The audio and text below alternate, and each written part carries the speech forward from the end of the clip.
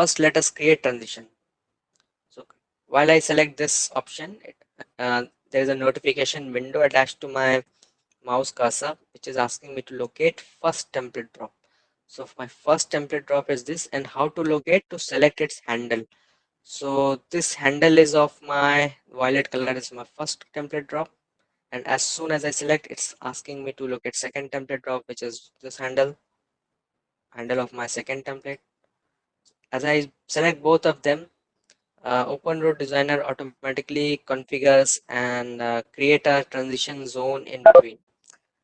But we need to check this transition whether it's performing good or not, or basically all the points have been linked accurately.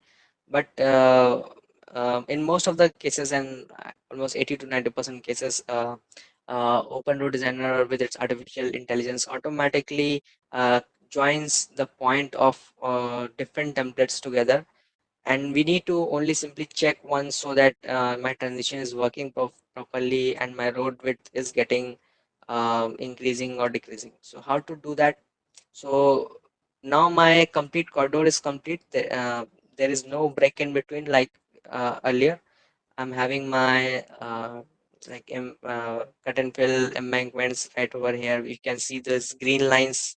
Okay, so you can find a homogeneous corridor, but we need to check about the transition. So how can we do that within the transition itself? If you take, before going to edit transition, if you take element selection and just quickly zoom in and just snap to the transition boundary. So this complete section which I have selected right now is my transition. In the quick notification window also you can see transition, and there is some change written 2 plus 800 to 3 plus 200. Okay, and this transition also have a handle which is yellow in color, which is bigger than this your corridor. So never get confused. Corridors are small handles, and the transition handle is this. So if I say get that select your transition, so it is this transition handle is available right at the starting as well as the at the end. So it's up to you whether you want to select it this line even or your handle. So let us check and reconfigure our transition whether it's taking place or not. So go to transition, select edit transition. As soon as I select this, it's asking me to locate transition. So locate means obviously select your transition. So I can select its handle or this yellow line anywhere.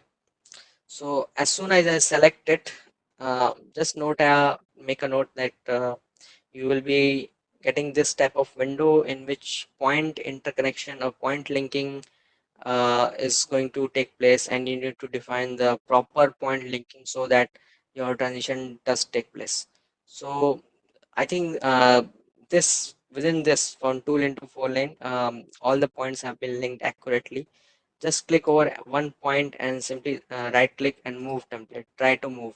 So your cursor is now attached, your template is now attached with your mouse, and if you can see the behavior of all the points, you can even zoom in, zoom out, how such points are linked. So it gives a better view. This view gives me a better view to understand like my points are transitioning well.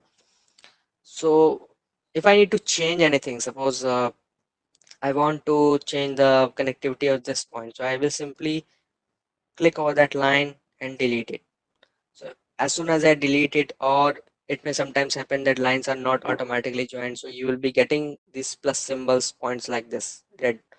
So what I need to do in that case, with the help of my mouse only, I will simply click over this point and a line will be attached, if you can see, with my mouse, and I will snap to another point. So this is called cross linking. Basically I'm linking my points to make transition happen perfectly. So okay, so this is the first step of checking. So yes, on my with this window, I got to know that my all the points are correctly linked. So as soon as you are going to click OK, so there is a pop-up window which is very important to note that this is the second step is very important. So what it is telling, in order for the transitions to work properly, the appropriate constraint appropriate constraint on the points that are transitioning must be removed. So what does that means? So if you remember when we were defining our constraints, when we were defining or when we are creating our templates, so we have defined two constraints for each of the point. Okay, so two constraints for each of the point means we are locking that point with respect to the origin point or the nearest point available. But for transitions to happen, we must open that lock, because if the point is locked at a certain horizontal distance, it is not going to move. So that only this we can say warning or a notification window, a reminder window is appearing up. So as soon as you click OK, this is your transitioning testing. Like we used to have our end condition testing tester in our create transition. So this window will let you know whether your transition is going to happen or not. You can even see in the visualization form.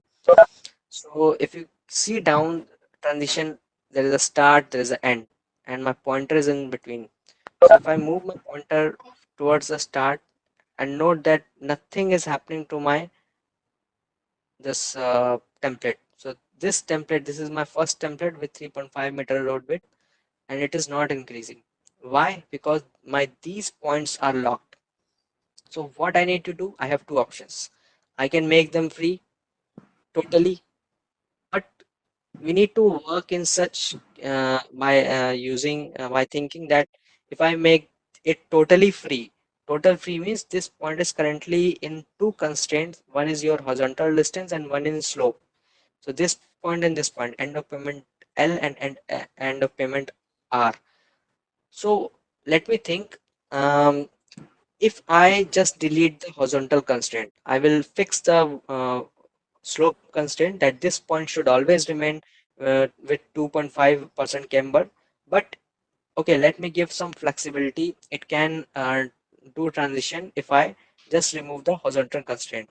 So what I need to do here, I will simply right click, and if you can see two constraints have been there. So delete slope constraint or delete horizontal constraint or delete both constraint.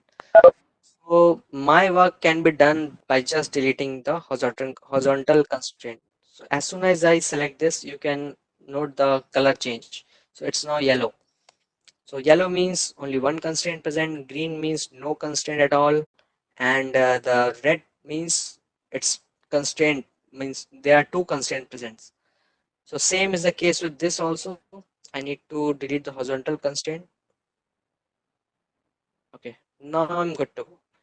So I have deleted the horizontal constraint, means I have given these 2 points a certain liberty to not be fixed in terms of like horizontal distance. Now if I check with my transitioning, so if you can see when I'm a start, I am starting from 3.5 meters, and as soon as I moving my pointer towards the end, I'm going to get my 14 meters road weight.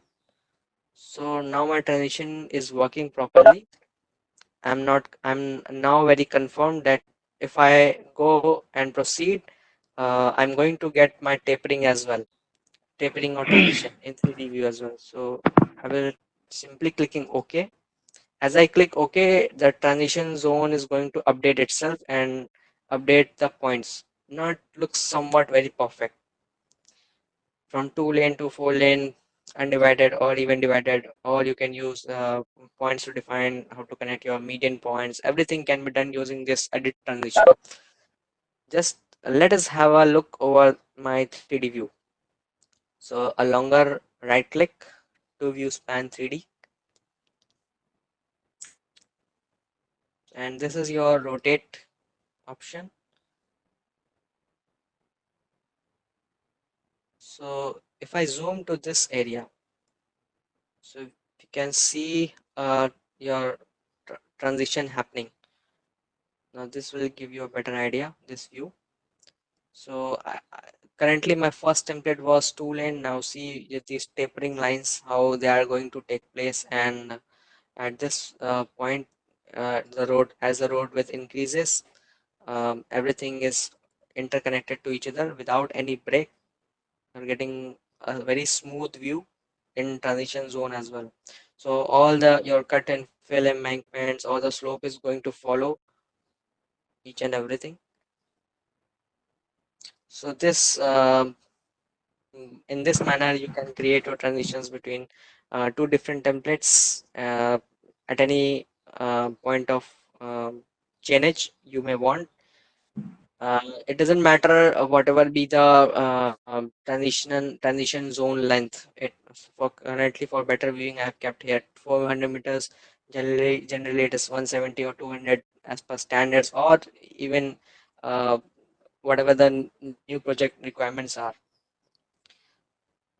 Now comes your super elevation part. So I have applied. There are three templates. Basically, there are only two templates with one transition zone here. So super elevation. So before starting super elevation, I would just simply like to fix one picture in all of your mind, like it is a